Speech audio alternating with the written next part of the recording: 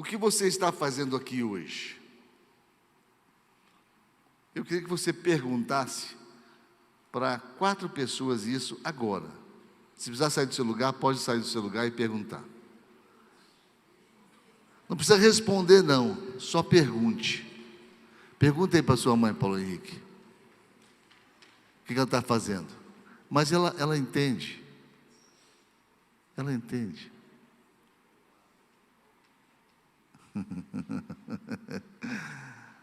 Já perguntaram? Vocês foram rápidos demais. O que você está fazendo aqui hoje? Se Deus te perguntasse isso, ao invés desse irmão teu aí, dessa pessoa que te perguntou, se Deus te perguntasse, o que você está fazendo aqui hoje? Qual seria a sua resposta? Ah, Senhor, eu vim passear. Ah, eu vim porque eu fui convidado. Para ser sincero para o Senhor, Deus, eu não sei nem o que eu estou fazendo aqui hoje. Nem era para eu estar aqui, não. As coisas aconteceram e eu vim parar aqui. Olha, eu não tenho a mínima ideia do que eu estou fazendo aqui. As respostas seriam muitas. Mas o que Deus espera de resposta é a sinceridade do nosso coração. É a nossa sinceridade. Porque Ele propõe um diálogo. Evangelho, em suma, o âmago do Evangelho, o centro do Evangelho, é o diálogo. Não monólogo, diálogo. Deus propõe um diálogo. Foi assim com o último Adão, como foi com o primeiro Adão. Todos os dias, na viração do dia, Deus vinha conversar com Adão. Vocês acham que era um monólogo? Certamente que não. Deus quer nos ouvir. Deus quer que nós verbalizemos o nosso estado de necessidade, por exemplo. Vocês lembram do cego Bartimeu? Que Jesus vira para o cego e fala para o cego: o que tu queres que eu te faça? O que se espera quando se pergunta para um cego: o que você quer que eu te faça? Como se o cego pudesse dizer assim: eu quero um cão guia, eu quero uma muleta nova, eu quero um óculos escuro Ray-Ban, eu quero sei lá o quê. Ora, se qualquer pessoa sabe o que um cego quer, por que Jesus perguntou? Vamos raciocinar, pensem comigo, caminhem comigo. Eu quero levar vocês para algo que Deus colocou no meu coração e não vai ser uma tarefa muito fácil. Eu preciso que você me acompanhe. Amém, irmão? Quem se compromete a me acompanhar? Seremos breves, mas profundos. Eu preciso que você me acompanhe com o seu raciocínio. Pare e pense, é simples assim. Se qualquer pessoa sabe o que um cego quer, o cego quer voltar a enxergar, se já enxergou um dia, ou quer enxergar pela primeira vez, se ele nunca enxergou. Esse é o anseio de qualquer cego. Eu tenho muito amigo meu que é pastor e é cego. E eu já conversei diversas vezes com ele. Ele já veio aqui, já dar testemunho, já veio pregar. E ele fala: o que me incomoda mais é diferenciar a noite do dia, porque para mim tudo é noite. E me incomoda muito as manhãs. A noite não, nem tanto, mas as manhãs me incomodam muito, até hoje. Por causa do canto dos pássaros. É o que eu mais anseio. Ele enxergou até os 23 anos de idade. Depois, devido a uns problemas, complicações, glaucoma, ele ficou cego. Mas ele chegou a fazer faculdade, e ele terminou a faculdade e já era cego.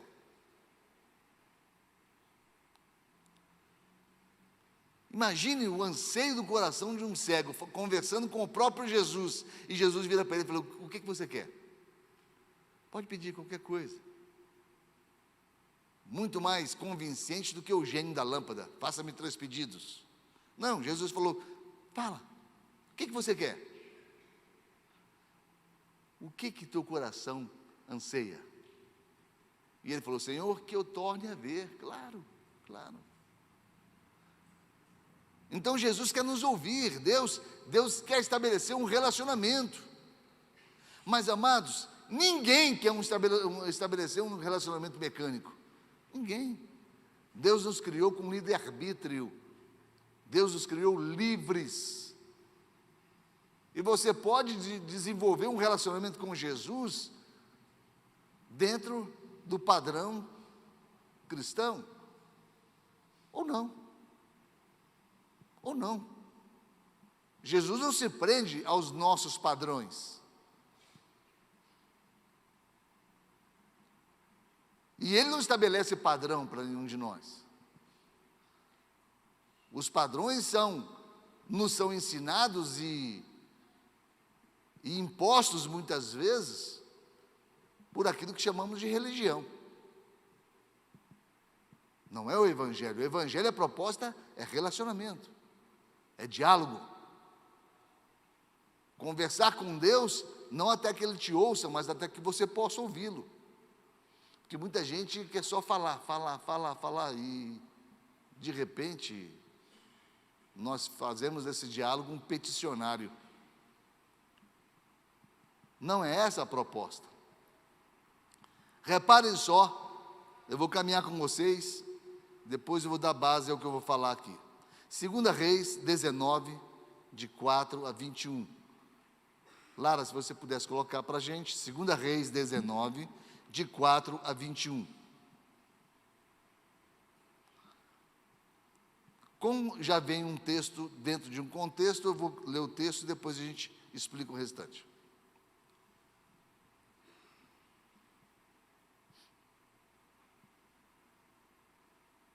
Segunda Reis 19, de 4 a 21.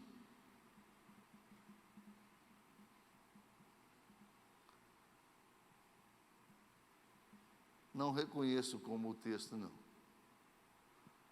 Eu vou lendo aqui, você vai identificando aí.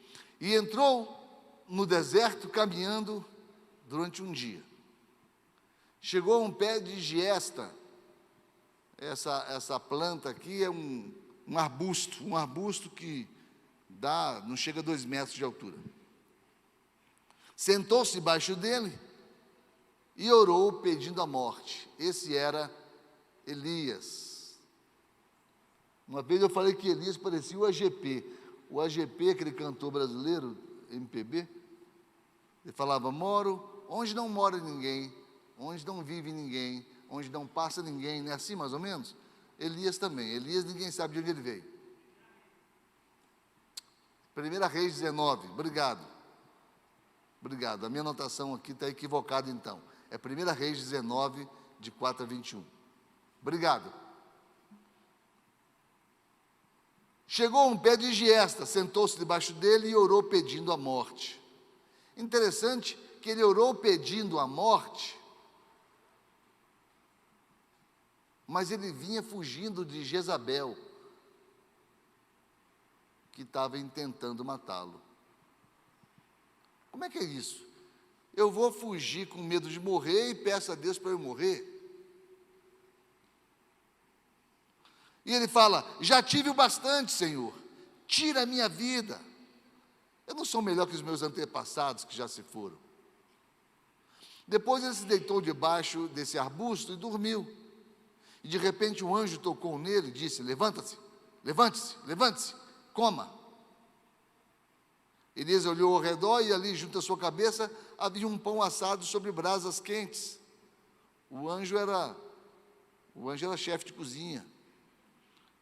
Assou um pão quente ali, um jarro d'água. Ele comeu, bebeu e dormiu de novo. O anjo do Senhor voltou, tocou nele e disse: levante, coma, a sua viagem será muito longa. Ele levanta novamente, come, bebe, e fortalecido com aquela comida, viajou 40 dias e 40 noites, até Horebe, que é o mesmo Monte Sinai, um monte de Deus. Ali entrou numa caverna e passou a noite. E a voz do Senhor, ou a palavra do Senhor, veio a ele. O que você está fazendo aqui, Elias? É a pergunta que eu fiz para vocês no começo. O que você está fazendo aqui? Mas a resposta de Elias não foi a melhor. Elias tentou se justificar. Elias não abriu o coração para Deus. Elias tentou terceirizar a culpa do medo que ele sentia. Ele tentou montar uma peça teatral, e ele falou para Deus: eu tenho sido muito zeloso pelo Senhor, Deus dos exércitos. Não precisa falar para Deus isso. Deus sabe quem é zeloso e quem não é. Os israelitas rejeitaram a tua aliança, quebraram os teus altares, mataram os teus profetas à espada. Deus sabia disso. Eu sou o único que sobrou e agora também estão procurando matar-me. Bem, isso não foi convincente. Não era bem isso que Deus queria ouvir. Ele tentou impressionar Deus. Ele tentou mostrar para Deus algo que não era a causa, era apenas um efeito.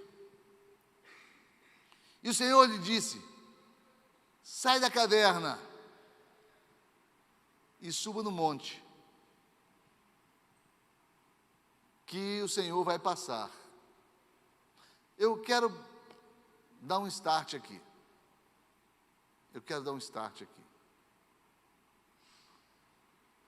Quero que vocês caminhem comigo um pouquinho na Bíblia, que eu quero explicar onde a gente vai chegar com o restante da leitura. Eu estou falando sobre Elias. Bem, se a gente for lá em Zacarias, e eu vou junto com vocês, vamos lá em Zacarias, se não me engano, 4.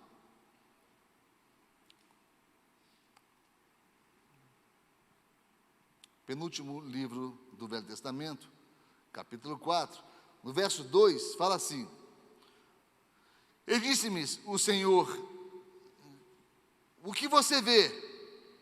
E Zacarias disse: eu olho e vejo um castiçal todo de ouro. Acompanhe minha leitura. Um castiçal todo de ouro. Nós temos um castiçal ali, não temos ali dentro? Não temos? A gente consegue, Júnior? Tenta trazer para mim lá. Então Zacarias falou: eu vejo um castiçal todo em ouro, com suas 7 lâmpadas. O castiçal tem 7 lâmpadas, 3 à direita, 3 à esquerda e uma no centro.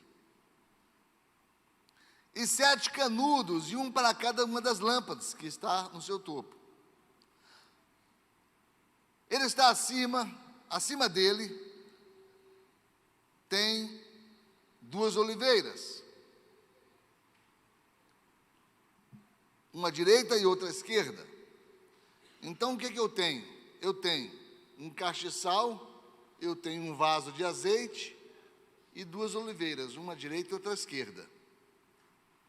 Essa é a visão de Zacarias. Obrigado.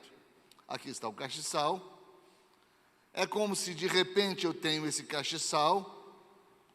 Abaixo do castiçal eu tenho um vaso de azeite, que pode estar aqui no centro, e ao lado direito e esquerdo 2 oliveiras. Essa é a visão de Zacarias. Espera aí, mas o que essa visão tem a ver? Respondi dizendo ao anjo que falava comigo: Senhor, o que é isso? E o anjo me respondeu: você não sabe o que é? Não. Esta é a palavra do Senhor a Zorobabel. Vamos parar por aqui. senão confunde vocês. Então, o que é o castiçal? Bem, o castiçal, ele é apresentado na Bíblia, na Palavra de Deus, com um significado a partir do livro de Apocalipse. É no livro de Apocalipse que nós vemos as sete igrejas que representarão a igreja dos últimos dias. Aí ele fala assim, tem o castiçal, embaixo tem um vaso de azeite. Espera aí, o castiçal e o vaso de azeite. O castiçal são as igrejas. O vaso de azeite quem é? Ora, o vaso de azeite é aquele que alimenta as igrejas.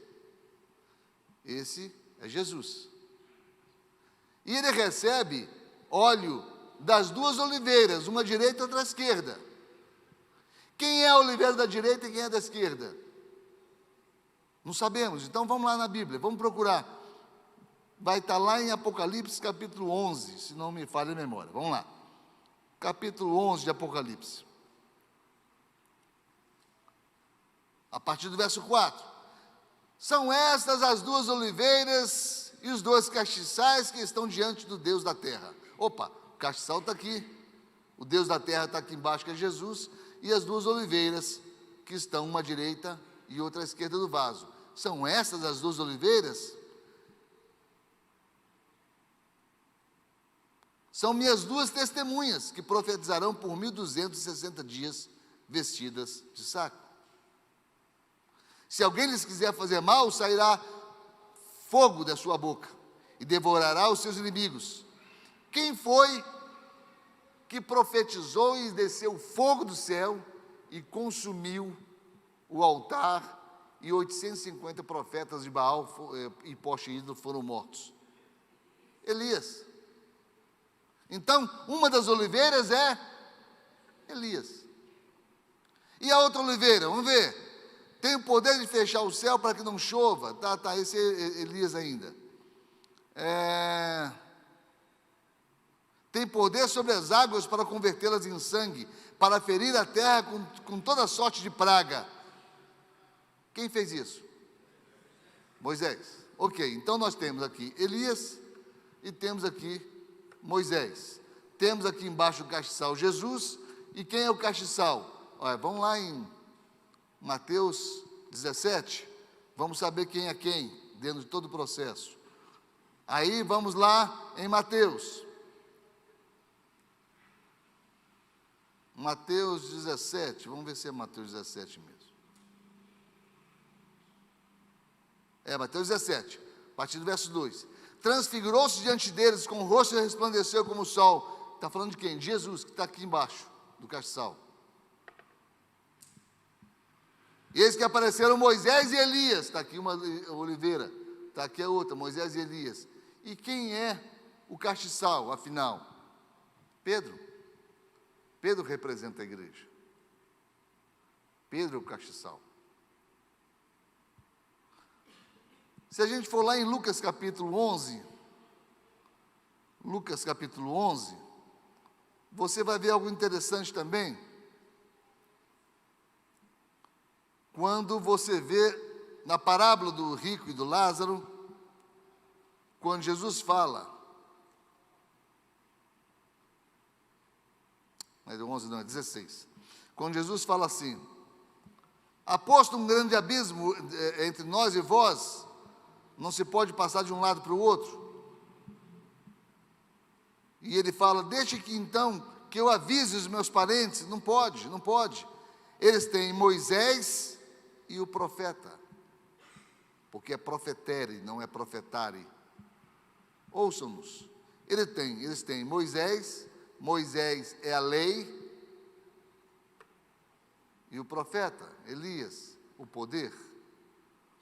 Bem, a igreja dos últimos dias, nós vemos igrejas tradicionais, igrejas firmadas na palavra, igrejas pentecostais, fundamentadas no poder.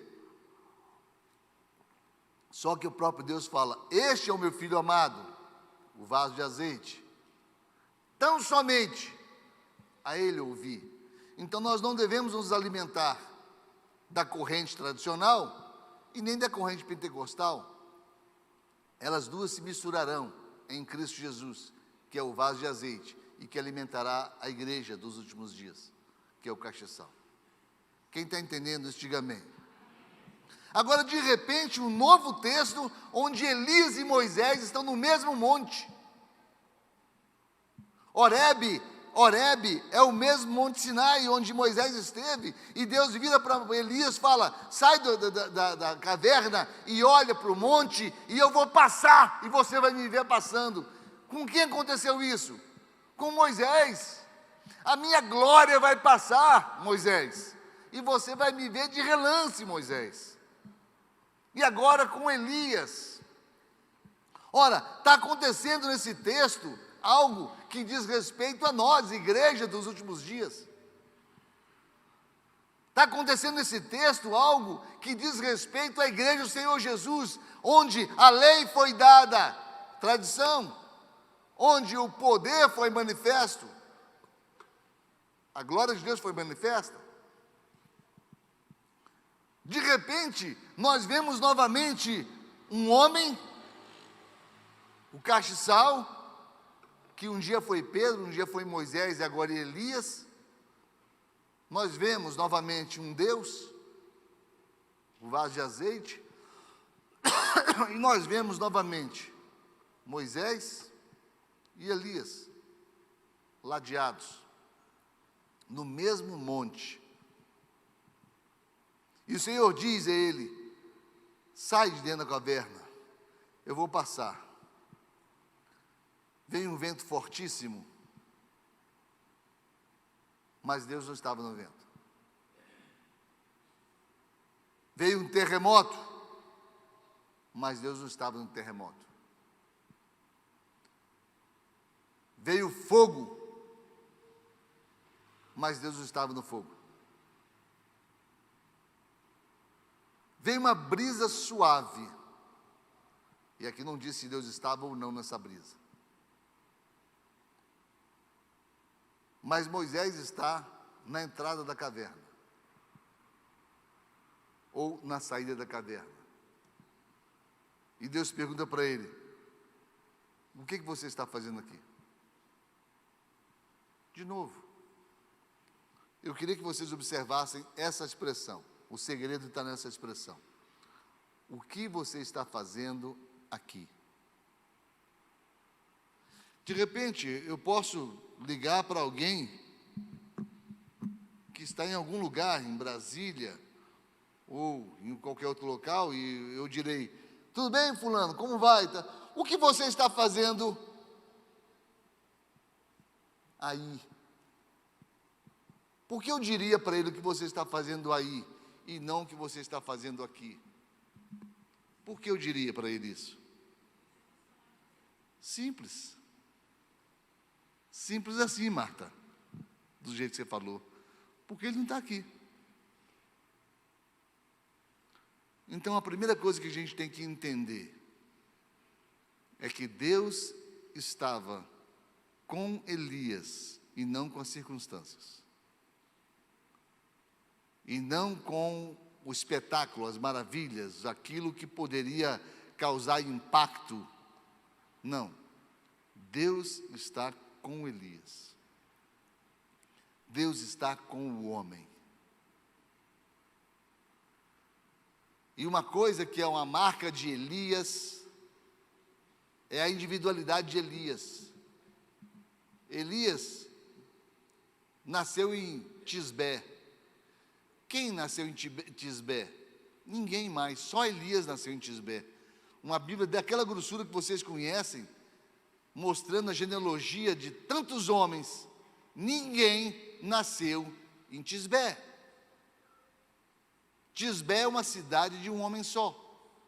Só Elias nasceu em Tisbé. Havia aqui uma comunicação de individualidade. Enquanto Moisés representa um povo, Elias representa um homem. Esse homem é você. Essa mulher é você. Elias representa um compromisso individual. Ele sozinho, por isso que ele falou, restou somente eu. Deus falou, não, Elias, essa é outra história, tem mais 7.000 que não dobraram os joelhos a Baal. Tem mais 7.000. Mas Deus queria mostrar para Elias que não era um individualismo, era um relacionamento direto de Deus com um homem. Assim como um dia foi com Adão, Deus e um homem.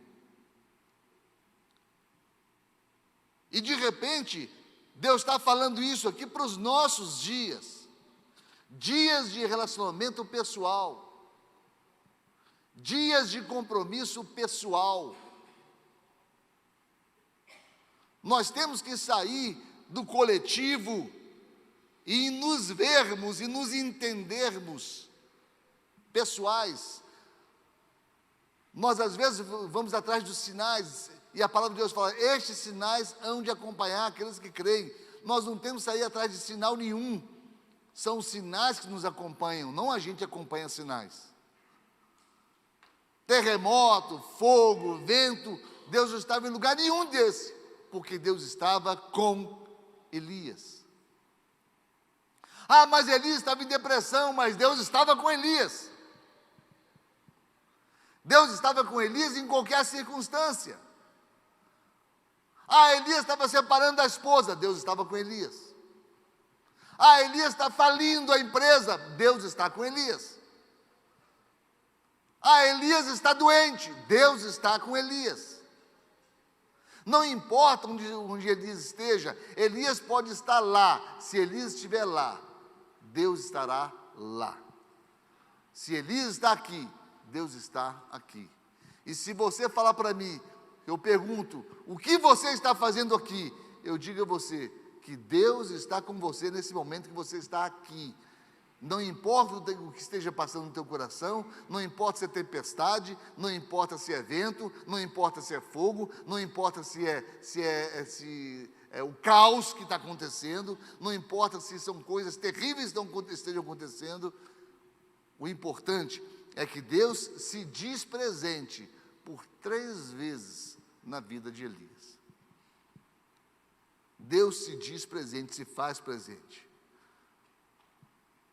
E novamente Elias não entende, novamente Elias começa a falar da situação da alma dele. E Deus coloca Elias no prumo, dando a Elias um propósito para sair da caverna e para retornar ao projeto inicial.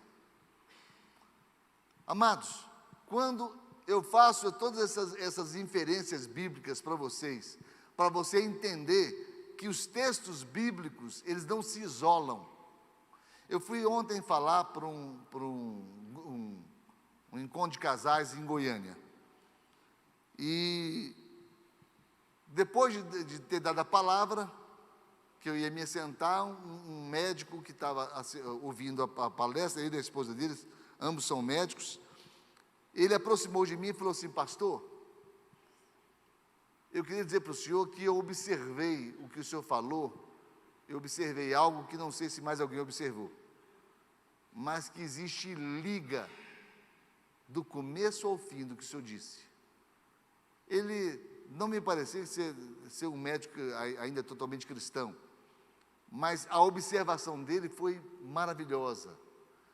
Ele falou, do primeiro ponto que o senhor colocou ao último ponto, havia liga,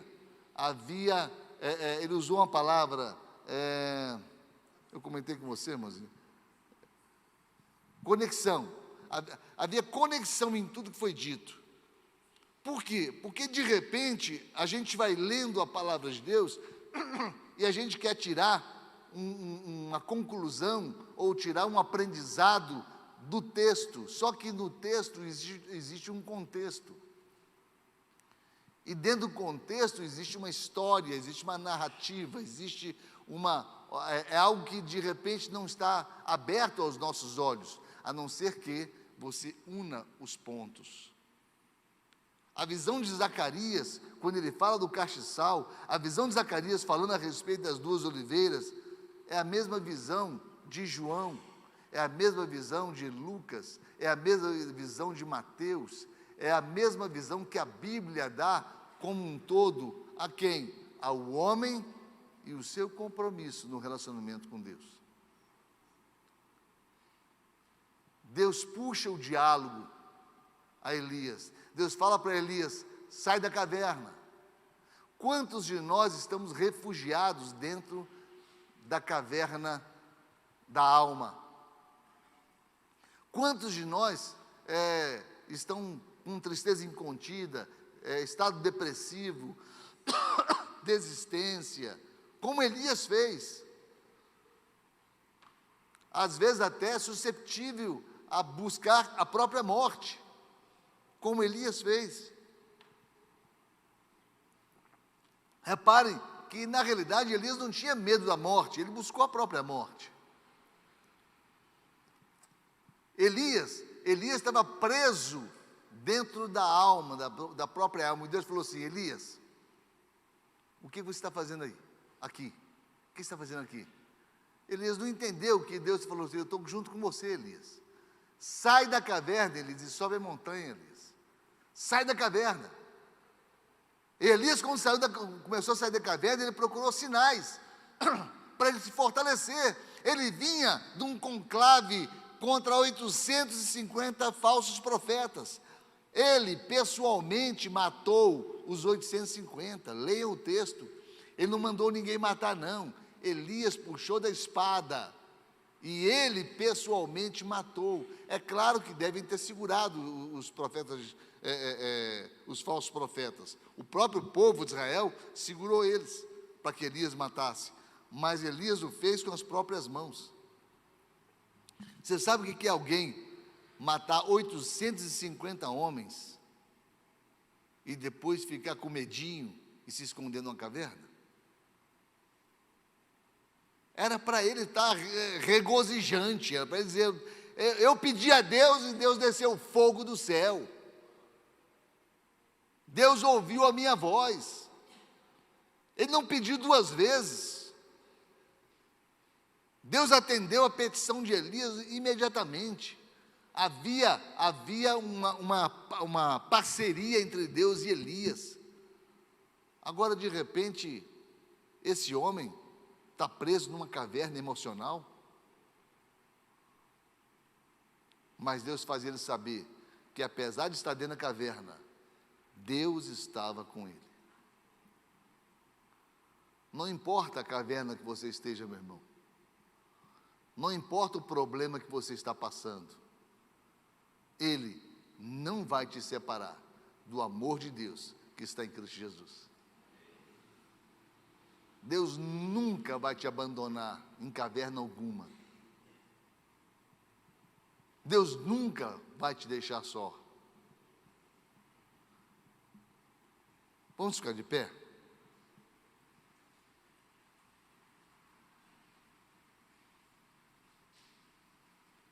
Apaga as luzes para mim. Eu queria que você ficasse só nesse momento com Deus. Só você e Deus. Se você está com o seu cônjuge, você está com alguém, solte a mão um pouquinho. Fica sozinho. Você e Deus. Feche seus olhos. Tem um cântico que fala: feche a porta. Deus te chama para um momento de intimidade. Quando nós falamos lugar, nós falamos circunstância, falamos situações, falamos pessoas indesejáveis, lugares indesejáveis. Falamos sobre apuro. Uma vez eu preguei aqui falando a respeito de Noé. Noé durou 100 anos para construir uma arca. E um dia Deus falou para Noé: entra com todos os animais nessa arca, que eu farei chover sobre a terra. Noé entrou. Noé betumou a entrada. Noé se preparou e ficou esperando a chuva. Amados, demorou uma semana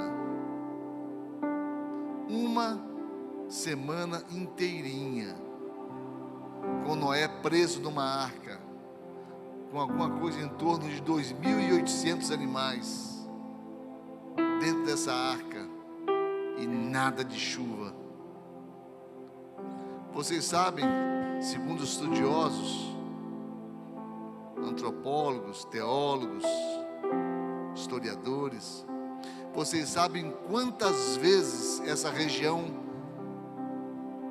em que Noé construiu a arca viu chuva? Uma única vez, no dilúvio.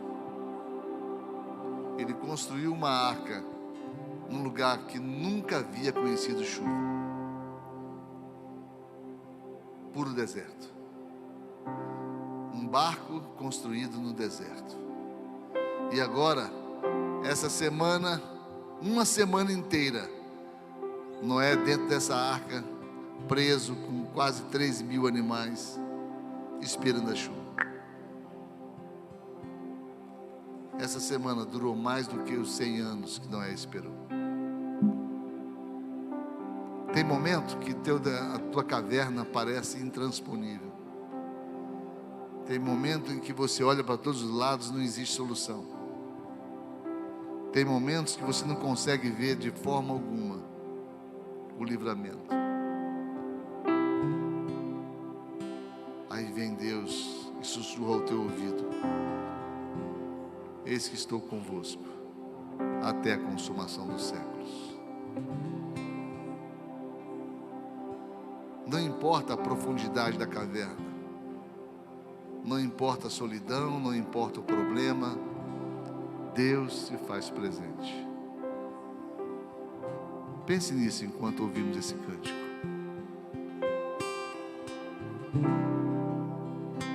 Entre no quarto e feche a porta.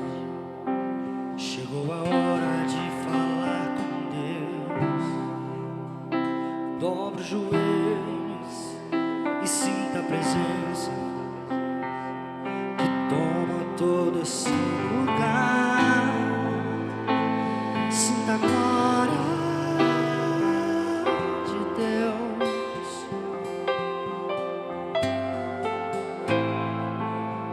Sinta a glória do Pai.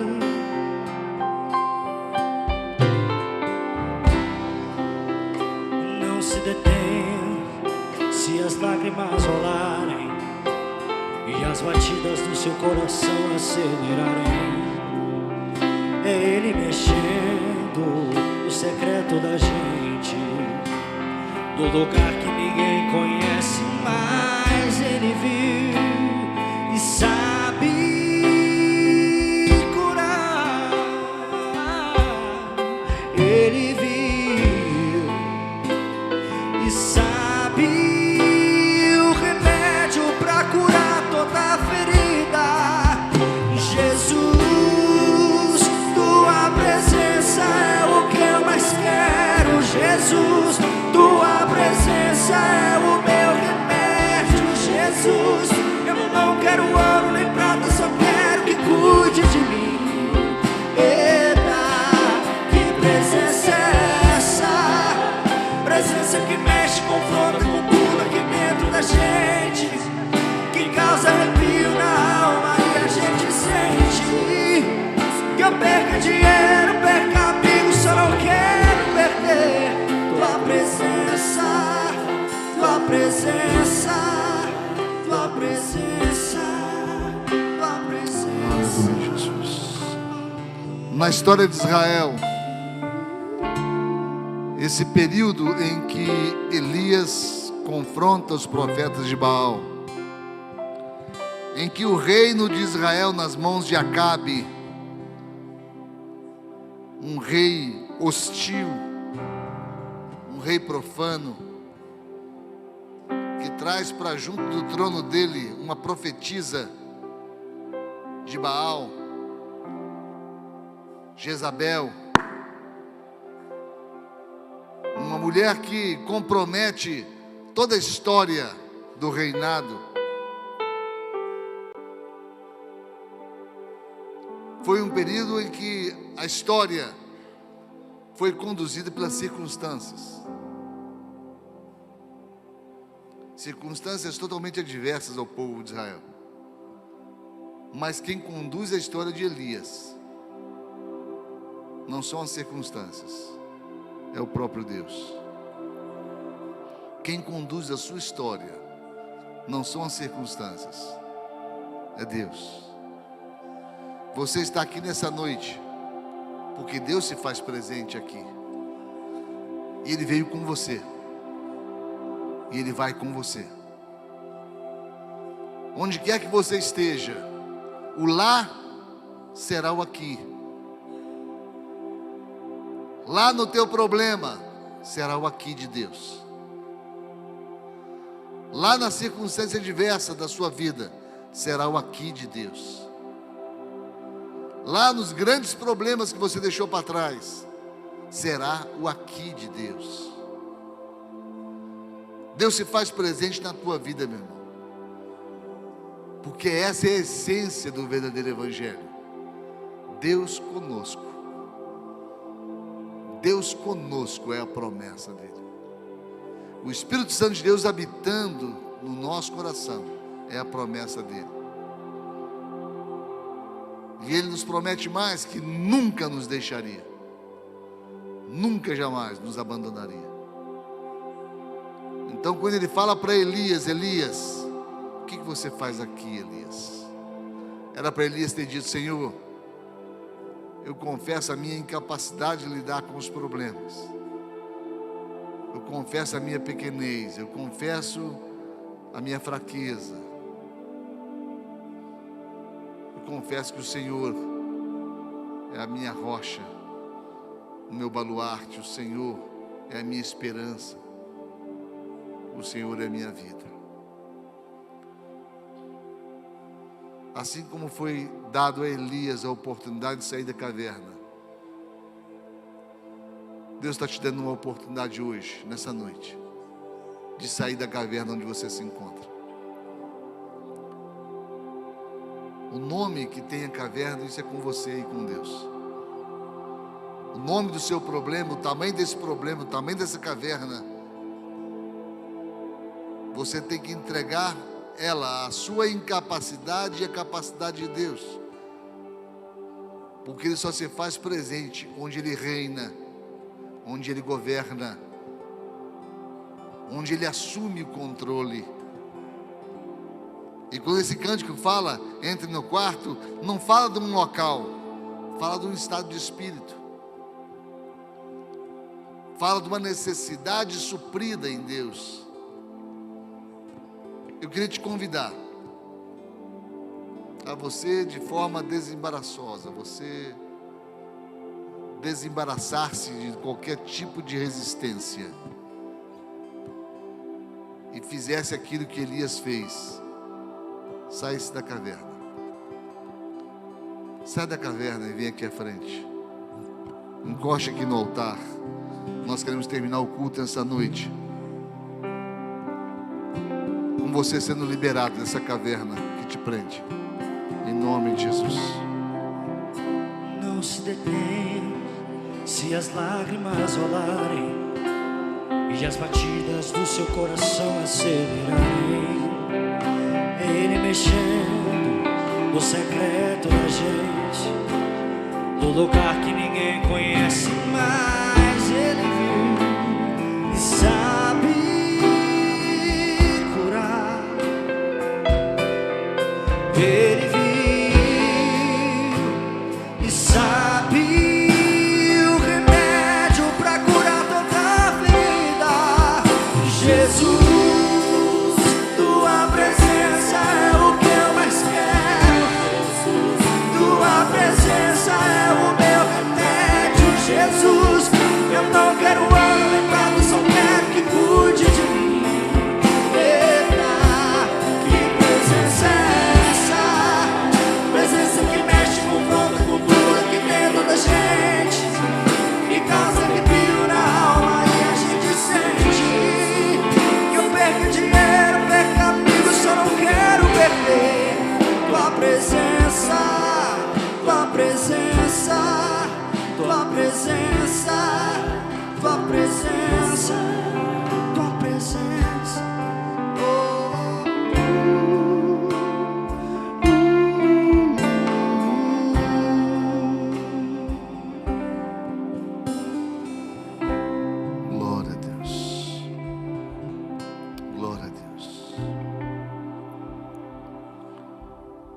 Senhor Deus fala que a cultura adquirida pelo hábito não é o que Ele busca na vida do homem. Lembre-se do que lhes foi ensinado. A igreja dos últimos dias, que somos nós, está aqui o candelabro, ela não recebe o azeite nem de Elias, nem de Moisés, ela recebe de Jesus.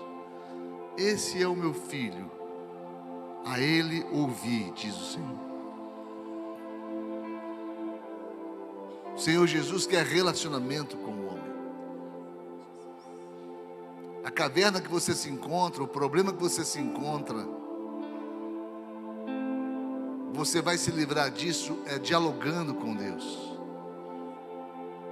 Ele quer que você evidencie, que você fale do seu problema. É igual Bartimeu, o cego.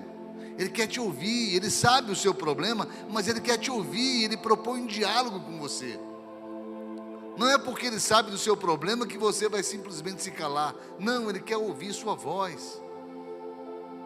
Ele quer um diálogo com você. Ele quer falar o teu coração. Ele quer um relacionamento profundo com você. Porque é nesse relacionamento que haverá a construção do amor. Amor é fruto de relacionamento. Deus quer te ouvir, meu. Deus quer te ouvir. Converse com Ele. Para de conversar no WhatsApp um pouquinho. Para de conversar com pessoas um pouco. Para de estabelecer contatos horizontais. Estabelece um contato verticalizado agora com Deus.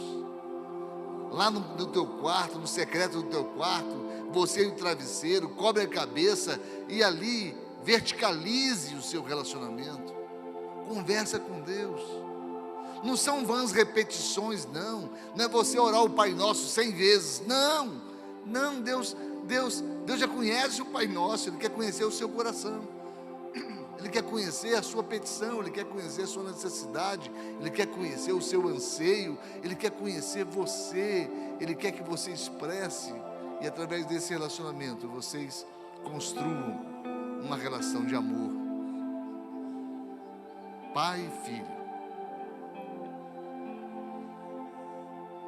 É isso que Ele falou com Elias. Elias, o que você está fazendo aqui, Elias? Ele estava procurando uma ponte de relacionamento com Elias. Nessa noite Deus fala ao teu coração, num culto simples, mas muito significativo para você. Bota a mão no teu coração aí.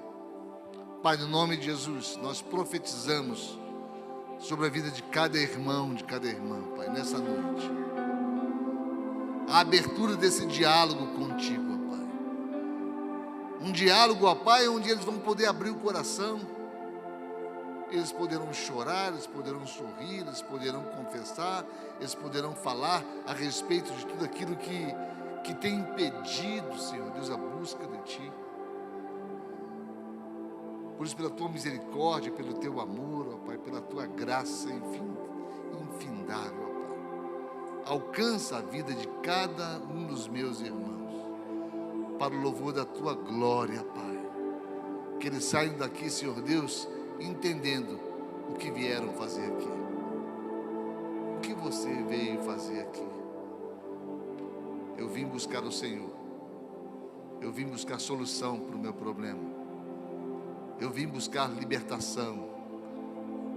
Eu vim buscar respostas. Eu vim buscar, meu Deus, no meu coração. Abençoe os meus irmãos, ó Pai, no nome do Senhor Jesus. Abençoe-os. Pode retornar para o seu lugar, meu querido.